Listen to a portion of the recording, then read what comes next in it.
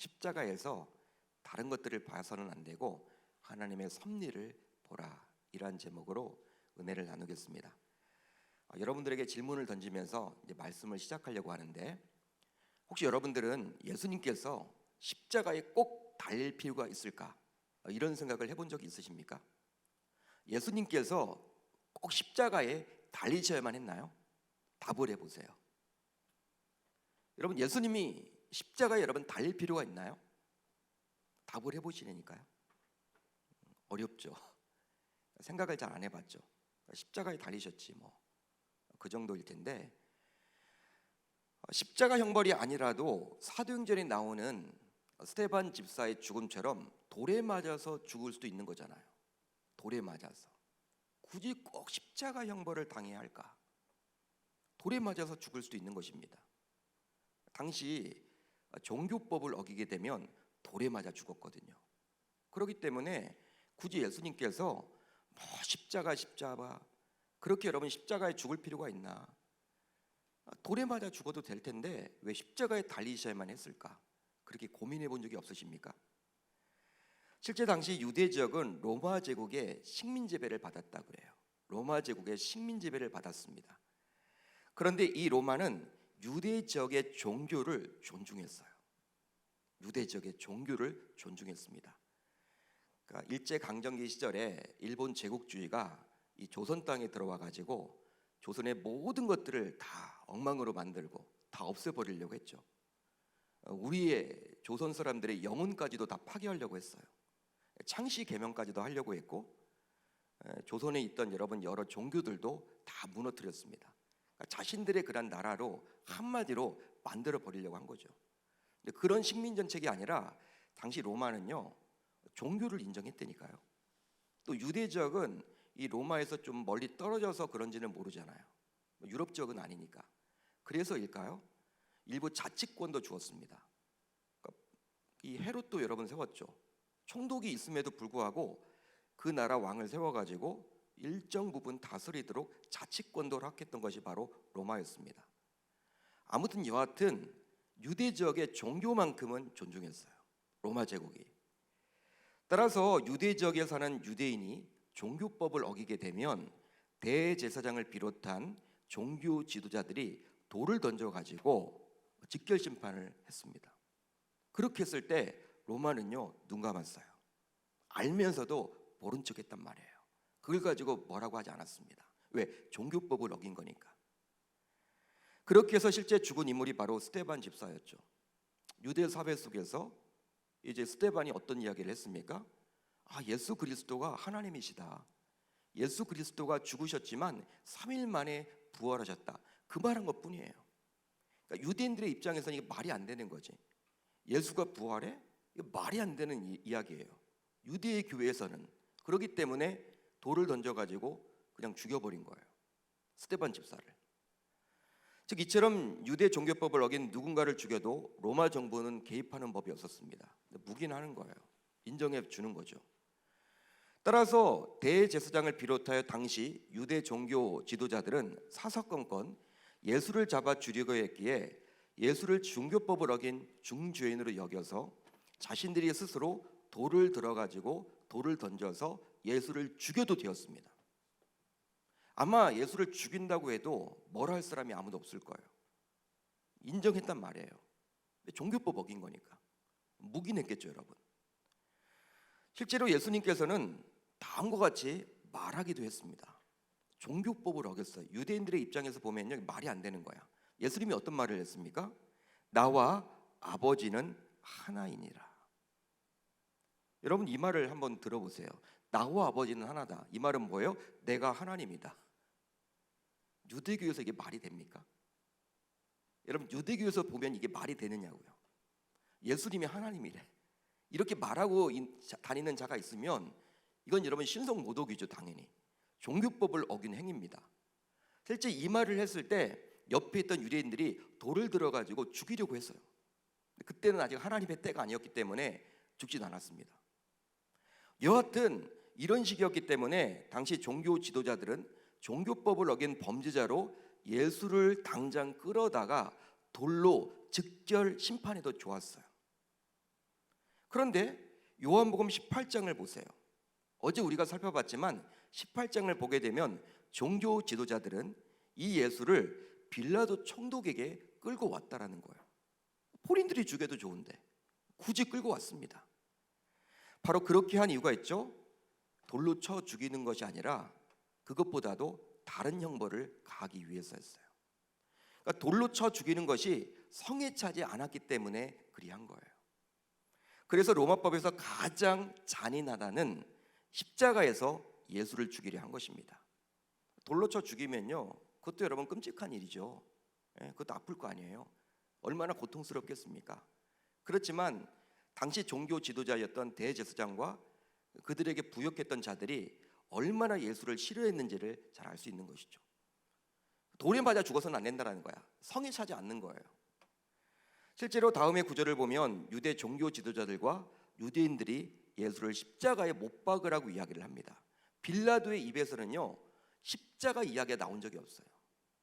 종교 지도자였던 그들이 십자가 형벌을 요구합니다.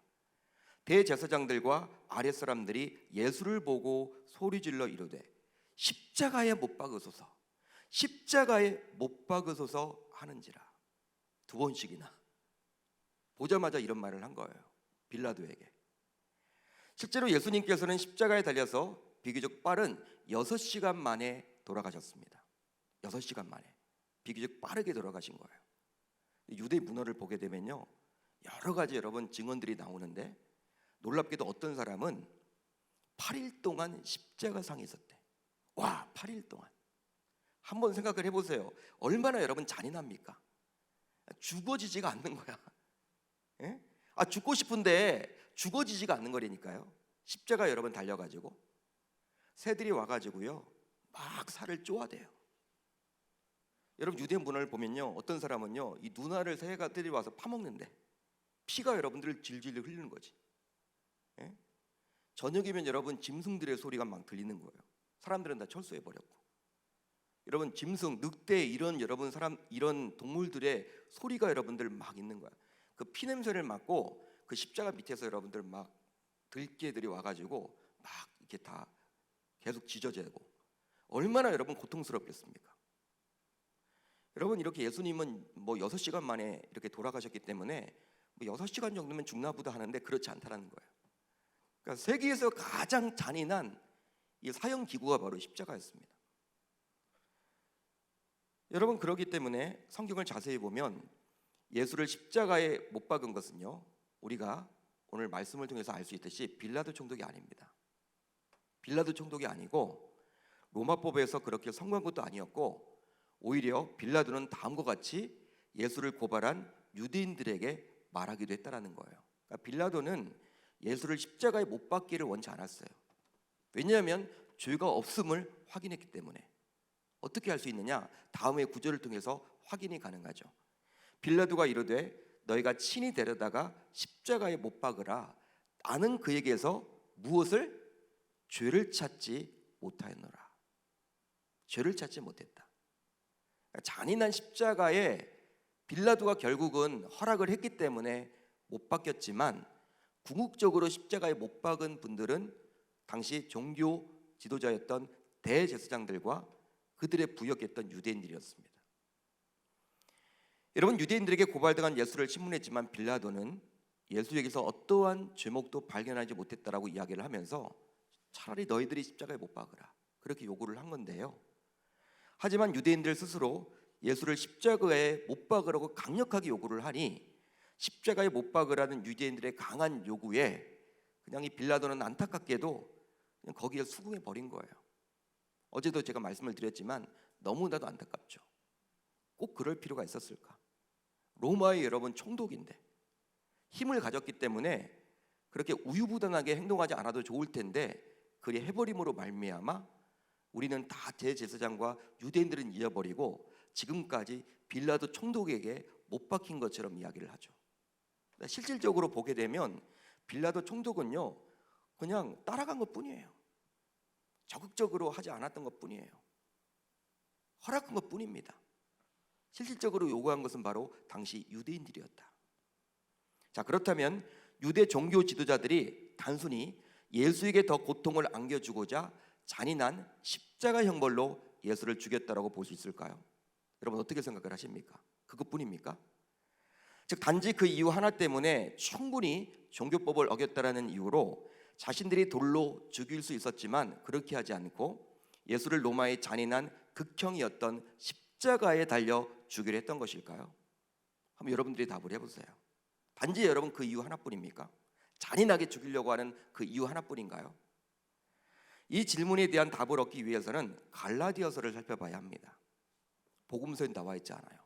바울이 이 부분에 대해서 정확하게 이야기를 해줍니다. 자, 갈라디아서 3장 13절을 보면 왜 하필 예수님께서 돌에 맞아 죽지 않아도 돌에 맞아 죽어서는 안 되고 십자가에 달리셔야만 하는지에 대해서 잘 기록을 해주고 있어요. 자, 그리스도께서 우리를 위하여 저주를 받은 바 되사 율법의 저주 아래에서 우리를 속량하셨으니 기록된 바 나무에 달린 자마다 저주 아래에 있는 자라 하였습니다. 할렐루야, 할렐루야. 하나님의 말씀입니다. 여러분 본래 하나님께서 자신의 백성들에게 율법을 주셨죠? 그렇다면 그 율법을 주신 이유가 있을 거 아니에요. 무엇입니까? 하나님은 눈에 보입니까? 눈에 보이지 않습니까? 새벽이라서 답이 없으시네요. 하나님은 눈에 보이는 분이에요? 보이지 않는 분이에요? 당연히 보이지 않죠. 영적인 존재죠. 하나님이 여러분 어디 계십니까? 눈에 안 보여요, 여러분. 지금도 안 보시지만 여러분 구약시대 때도 마찬가지. 눈에 안 보입니다, 여러분. 영적인 존재입니다, 하나님은. 여러분 그렇기 때문에 하나님 눈에 보이지 않기 때문에 하나님의 백성으로서 율법을 잘 지킴으로 말미암아 하나님의 뜻대로 이 세상을 살아내도록 하기 위한 목적에서 하나님은 자신의 백성들을 배려하기 위해서 사랑하사 율법을 주신 거예요. 하나님의 백성답게 살아내므로 하나님의 뜻을 이 땅에서 실현하기 위한 목적으로 율법을 주신 것이죠. 따라서 하나님의 백성들은 율법대로 살아가므로 하나님의 뜻을 이 땅에서 실현해야만 하는 것입니다. 자, 그렇다면 율법이 백성들에게 요구하는 것은 과연 무엇일까요? 율법은요 613가지의 규례예요. 613가지입니다. 다 지키기가 어렵죠. 여러분 613가지를 딱 두 가지로 요약을 할 수가 있어. 무엇입니까?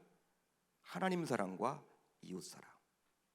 십계명도 10가지지만 그 내용은 바로 하나님 사랑과 이웃 사랑. 1계명부터 4계명까지는 하나님 사랑, 5계명부터 10계명까지는 이웃 사랑. 그 부분이에요. 자, 하나님 사랑과 이웃 사랑을 실천에 옮기라는 것입니다. 실제 예수님께서도 다음과 같이 말씀을 해주고 있죠. 내 마음을 다하고 목숨을 다하고 뜻을 다하여 주 너희 하나님을 사랑하라 하셨으니 이것이 크고 첫째 되는 계명이요 둘째도 그와 같으니 내 이웃을 내 자신같이 사랑하라 하셨으니 이 두 계명이 온 율법과 선지자의 강령이니라. 할렐루야. 구약이라는 거예요. 율법과 선지자의 강령이라. 구약 성경이라는 거예요. 그러니까 구약 성경을 요약하면 하나님 사랑과 이웃 사랑이라는 거예요. 하지만 하나님의 자녀인 우리는 내 마음과 목숨과 뜻을 다해서 주 너희 하나님을 섬기고 사랑해야 하는데 어떻게 합니까? 우리는요 하나님을 사랑하지 못하고 오로지 나 자신을 사랑해요. 나 자신을 사랑한다니까. 말로는 하나님을 사랑한다고 하는데 삶을 보면요 다 자기 중심이야. 하나님과는 상관없는 삶을 살아가. 내 자녀라고 이야기를 해요. 하나님 자녀죠. 내 자녀 아닙니다. 내 돈이라고 이야기해요. 여러분 내 돈 아닙니다. 하나님의 돈이에요. 나에게 맡겨주신 것뿐이에요. 내 집이라고 이야기해요. 하나님의 집이에요. 하나님이 잠시 나에게 이 땅에 살 때 잠시 살라고 맡겨주신 집이에요. 다 내 거래. 모든 것들이 여러분 내 거라고 이야기를 합니다. 하나님은 여러분 온데간데 없어. 사는 것들을 바라보면 말로는 하나님을 사랑한다고 여러분 찬양하고 하지만 실제 삶을 보세요. 하나님 사랑하지 않습니다. 하나님 사랑한다면 그렇게 살아낼 수가 없어요. 다 자기 중심이죠. 그렇다면 이웃은 사랑합니까? 이웃은 사랑할까요? 사랑하지 못해요. 내 자신처럼 이웃도 사랑하라고 했는데 그렇게 사랑하지 못해요. 역시나 나 자신을 사랑합니다. 이웃보다도 나예요. 이웃보다도 내 자녀예요. 그게 먼저예요. 한마디로 하나님 사랑과 이웃 사랑 대신에 나 자신만을 줄기차게 사랑합니다. 율법을 어긴 거죠. 그러기에 세상에 태어나서 나 자신만을 위해서 주구장창 죄만 짓다가 삶을 살아가는 것이 바로 저와 여러분들의 모습이라는 거예요. 주구장창 죄만 져요. 나 자신만을 위해서 살다가. 그 결과 우리는 하나님의 뜻에 불순종했기 때문에 하나님께서는 우리에게 죄값을 반드시 물으시며 이제 우리는 율법의 저주 아래서 살아갈 수밖에 없게 되었습니다. 율법의 저주 아래서 저와 여러분들은 본래 살아갈 수밖에 없었다는 거예요. 바로 신명기 28장에서 말씀하신 대로 하나님의 말씀에 불순종했기에 받게 되는 저주 말입니다. 자, 신명기 28장을 보게 되면요, 제가 항상 이렇게 헌금 기도를 할 때 10의 1조를 드린 그 가정들 하나님의 말씀에 순종했기 때문에 신명기 28장의 복을 그대로 받아 누리게 하여 주옵시고 이렇게 말씀하잖아요. 그렇게 기도를 올리잖아요. 신명기 28장을 보면요, 하나님 말씀을 순종했을 때 받게 되는 하나님 복이 나열되어 있어. 근데 그것만 나와 있지 않고 뒷부분을 보게 되면 하나님 말씀에 불순종했을 때 받게 되는 하나님의 심판인 저주가 나옵니다. 하나님은 복도 주시지만 저주도 주시는 분이에요. 율법의 저주를 우리가 받게 된다니까. 왜? 하나님을 사랑하지 못하고 이웃을 사랑하지 못하기 때문에. 실제 여러분 신명기 28장을 보면 이렇게 나와 있죠. 내가 만일 내 하나님 여호와의 말씀을 순종하지 아니하여 내가 오늘 내게 명령하는 그의 모든 명령과 규례를 지켜 행하지 아니하면 이 모든 저주가 내게 임하며 내게 이를 것이니, 이 저주를 본래 저와 여러분들은 받아 누릴 수밖에 없는 것입니다. 받게 되어 있어요. 왜? 하나님을 사랑하지 않고 이웃을 사랑하지 않았기 때문에. 따라서 이런 저주를 받게 된 우리가 이제 구원을 받기 위해서는 누군가가 대신 그 저주를 대신 짊어져야만 하는 거예요. 바로 저주를 받은 자가 짊어지게 될 죽음을 대신 누군가가 짊어져서 반드시 대신 죽어줘야 합니다. 나 대신 누군가가 대신 죽어줘야 한다는 거예요. 나를 대신해서. 자, 그렇다면 구약 성경에서 끔찍한 죄악을 저질러서 저주받은 자는 어떻게 죽어야만 했습니까? 성경에 나와 있죠. 저주받아 죽는 자들은 어떻게 죽었습니까? 돌에 맞아 죽지 않고 나무에 달려 죽어야만 했던 거예요. 자, 율법서인 신명기 21장 23절을 볼까요? 이렇게 나와 있습니다. 나무에 달린 자는 하나님께 저주를 받았음이니라. 따라서 우리 모두 하나님의 율법대로 살지 못했기에 나무에 달려 죽어야 마땅하죠. 저와 여러분들 모두 하나님을 사랑하지 못하고 이웃을 사랑하지 못한 그 율법을 이미 어겼기 때문에 불순종한 죄로 인해서 하나님의 저주를 받을 수밖에 없는 거예요. 그렇기 때문에 저와 여러분들이 나무에 달려 죽는 것이 마땅해요. 그런데 하나님께서 우리를 사랑하사 자신의 독생자 예수를 이 땅에 보내사 나무에 달려 죽게 하심으로 우리가 짊어져야 할 저주를 대신 담당하게 하셨다라는 사실입니다. 할렐루야, 할렐루야. 대신 닮아 짊어지게 하셨다라는 거예요.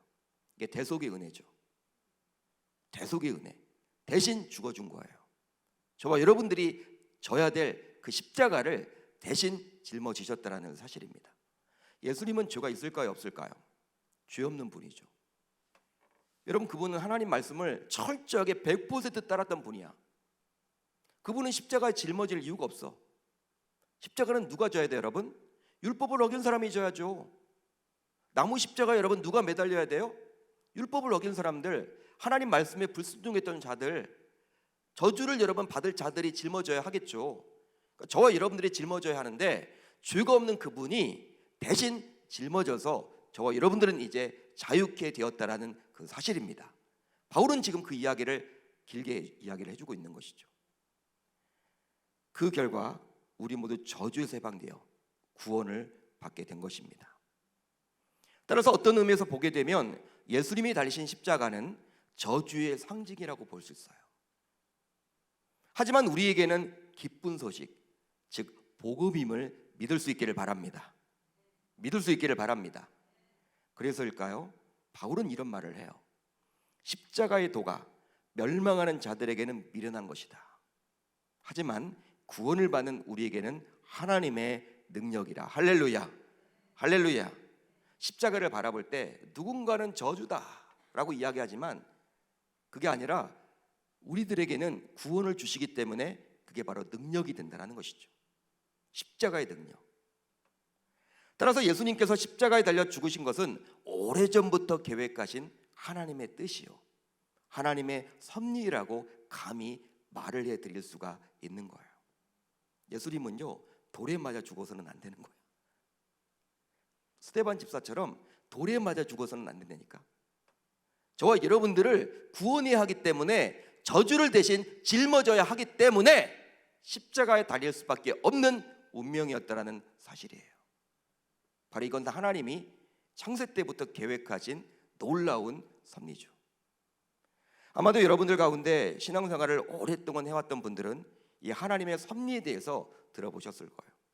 우리 원로 목사님이 주로 자주 강단에서 이야기하는 이 용어들이 몇 가지가 있죠. 하나님의 섭리, 이야기 참 많이 하시죠. 맞는 말이에요. 하나님의 섭리. 근데 하나님의 섭리는요, 성경에 나와 있지 않아요. 성경에는 나와 있지 않습니다. 검색을 해보세요. 섭리라는 단어 없습니다. 하지만 성경을 해석하는 데 있어서 반드시 필요한 신학적인 용어라고 할 수 있습니다. 이걸 몰라서는 성경이 풀려지지가 않아. 풀어지지가 않습니다. 하나님의 섭리가. 자, 그렇다면 섭리란 뭘까요? 바로 목적을 두시고 그것을 이루기 위한 과정을 미리 다 정하시고 그 뜻을 따라서 이끌어 가시는 것, 이것을 말하는 거예요. 하나님이 어떤 목적을 두시고 그것을 이루기 위한 과정을 미리 다 정하시고 그 뜻에 따라서 이끌어 가시는 것, 그것이 바로 섭리라는 거예요. 쉽게 말하면 하나님이 다 계획을 해놓으셨다는 거예요. 하나님의 시간표대로 모든 것들이 착착착착 움직여진다는 거예요. 알파와 오메가 되시는 하나님께서는 처음과 끝을 모두 알고 계시기 때문에 우리는 미래를 내다볼 수 없지만 하나님은 다 알고 계신다는 것입니다. 할렐루야. 따라서 섭리란 어디까지나 하나님의 주권적 기능을 가진다라고 볼 수 있어요. 자, 그렇다면 예수를 십자가에 못 박으려 했던 대제사장들과 유대인들은 이런 하나님의 섭리를 알고 예수를 십자가에 못 박으려고 했을까요? 결코 그렇지 않죠. 그들이 뭐 하나님의 섭리를 알겠습니까? 결국 그들은 하나님의 섭리를 알고 그 섭리에 순응하고자 예수를 십자가에 못 박았다고 볼 수 없습니다. 당시 유대 종교 지도자들과 유대인들은 예수를 3년 이상의 공생애 사역을 통해서 예수가 행했던 각종 이적과 기사를 유대 땅 곳곳에서 행함으로 예수가 자신들이 그동안 누려왔던 인기와 영향력이 점점 시들어지자 예수를 몹시 증오하게 되었고, 그 결과 보편적인 방법으로 예수를 죽여서는 안 된다라고 작정했기에 가장 잔인한 사형법인 십자가에 못 박은 것뿐이에요. 한마디로 당시 종교 지도자들과 그들에게 부역하며 살았던 유대인들은 자신들의 기득권을 계속 지키고자 예수에 대한 노골적인 증오심을 이렇게 보여준 것입니다. 자신들의 이익을 위해서 예수가 다니면서 각종 이적과 이적 보여주셨죠. 오병이의 기적, 또 죽은 사람을 살리고 눈먼 자를 눈뜨게 하시고 안진뱅이를 일으키시고 다양한 여러분 기적과 이적을 행하시니까 사람들이 많이 따라다녀요. 아니, 예수가 있기 전까지만 하더라도 그 전에는 누구 중심의 삶을 유대인들이 살았습니까? 성전 중심의 삶을 살았고, 그 성전에서 살았던 대제사장들과 그들에게 부역했던 유대인들이 많은 이득을 취했어. 인기가 좋았어. 그렇지만 어느 순간 이제 어떻게 돼요? 그렇게 하지 않습니다.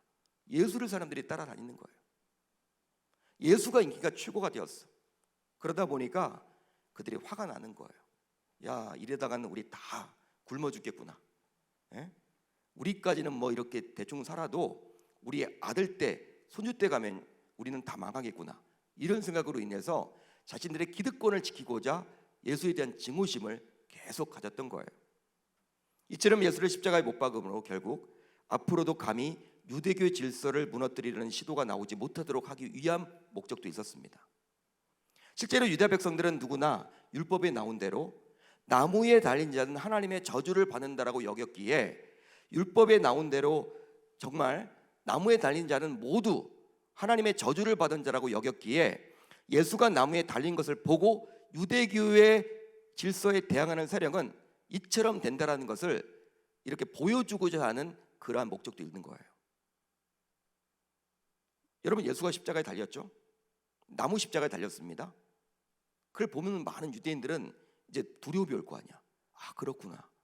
대제사장에게 잘못 보이면 유대교 질서에 순응해야지, 순응을 반대하면 이처럼 되는 거구나.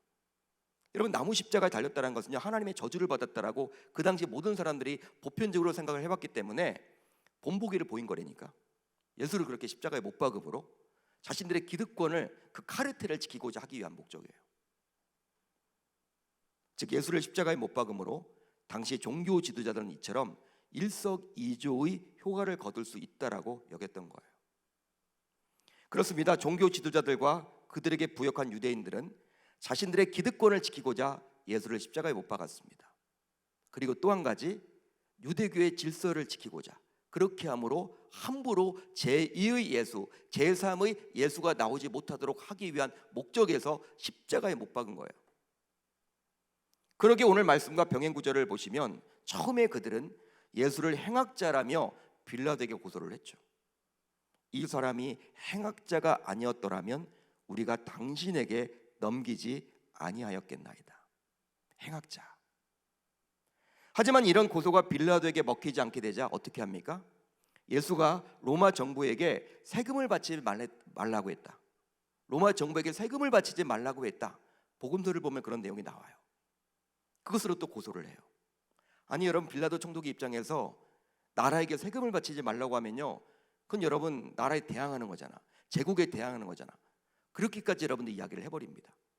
그럼에도 불구하고 빌라도 총독이 넘어가지 않아. 풀어주려고 그래.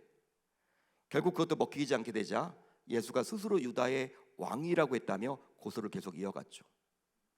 그러면서 그들은 빌라도 총독에게 다음과 같이 협박 아닌 협박까지 했습니다. 자, 오늘 말씀 12절을 볼까요? 우리 한번 같이 읽어봅니다. 12절 시작.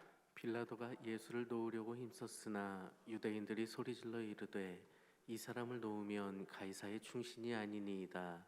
무릇 자기를 왕이라 하는 자는 가이사를 반역하는 것이니이다. 아멘. 아무리 유대 땅에서 나를 새도 떨어뜨릴 권세를 가진 빌라도 총독의 경우라 하더라도 로마 황제의 존재는 항상 두려움의 대상이라고 할 수 있겠죠. 즉 로마인에게 있어서도 로마 황제는 신적인 존재였기 때문에 예수를 풀어주게 되면 그 로마 황제를 반역하는 것이라는 유대인들의 이야기에 결국 빌라도는 무릎을 꿇게 됩니다. 그때까지는 예수를 끝까지 풀어주려고 했어요. 그렇지만 자꾸 유대인들이 이제 누구까지 여러분 들먹여요? 로마 황제의 이름인 가이사의 이름까지도 들먹이면서 이 예수를 풀어주게 되면 당신 자체가 이제 로마 황제에게 반역하는 것입니다. 이런 이야기까지 하니까 아무리 총독이라고 하지만 이 황제 앞에서는요 깨갱이죠, 깨갱. 잘 보여야 될 자기가 이런 이야기까지 들어서 뭐까지 척을 둬서는 안 되겠다 해서 그냥 여러분들 이제 무릎을 꿇어버려요. 왜냐하면 이런 유대인들의 주장이 행여나 로마 황제의 그러한 눈에 귀에 들어가게 되면 자신의 목숨도 보존할 수 없기 때문에 그리 하는 것이죠. 그래서 결국 빌라도는 이제 다음과 같은 결정을 내립니다. 이에 예수를 십자가에 못 박도록 그들에게 넘겨주니라. 여러분 한번 곰곰이 생각을 해보십시오. 당시 종교 지도자들과 그들과 한패였던 유대인들은 오로지 자신들의 이득 때문에 예수를 증오했고 그 예수를 십자가에 못 박음으로 많은 유대인들에게 두려움을 안겨줄 요량이었어요. 딱 십자가에 못 박음으로 제2의 예수, 제3의 예수가 나오지 못하도록 한 거예요. 감히 유대교에 대항하지 못하도록 한 거예요. 하지만 당시 종교 지도자들과 그 추종자들의 악한 의도와 증오에 찬 행동을 통해 우리 하나님께서 미리 정해 놓으신 뜻이 하나하나 차곡차곡 이루어지게 된 것입니다. 우리 하나님은 그 불신자들의 악한 행동을 통해서 자신의 뜻까지도 이루었어요. 즉 예수께서 십자가에 달려 죽으신 사건은 바로 하나님의 섭리 안에서 이루어졌기 때문입니다. 여러분 믿으시면 아멘. 믿으시면 아멘. 더욱이 빌라도 총독은 본래 예수를 재판하기도 꺼려했지만 본의 아니게 재판을 하게 되었고 그 결과 예수가 죄가 없음을 밝혀냈음에도 불구하고 결국 비겁하게 예수를 십자가에 달리도록 일조를 했어요. 도움을 줬어요.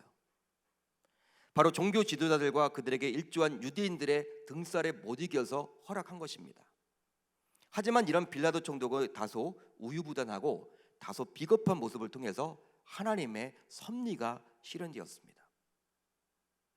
여러분, 이처럼 누군가의 사악함과 증오가 이 세상을 구원하고픈 하나님의 섭리가 이루어지는 도구가 되었고요, 또 누군가의 비겁함 역시 하나님의 섭리가 이루어지는 도구로 쓰임받았다는 사실이에요.